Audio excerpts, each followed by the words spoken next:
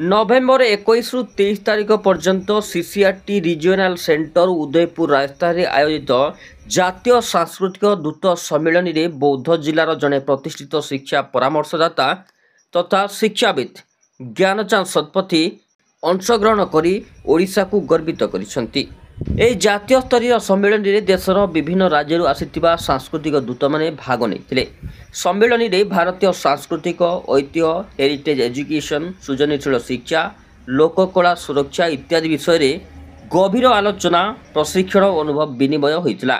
ज्ञानचांद शतपथी एही सम्मेलन को एक ज्ञानमूलक और द्वार खोलीदेवा अभिज्ञता भाव वर्णित कर कार्यक्रम शेष में समस्त भागीदारी को सीसीआरटी पक्षर जातीय सांस्कृतिक दूत सम्मान पत्र प्रदान कर बौद्ध जिलावासी पक्षर ज्ञानचांद शतपथी एही गर्वनीय अवदान को जिलावासी तथा शिक्षा संप्रदाय स्वागत करिछि। Bureau news new Odisha.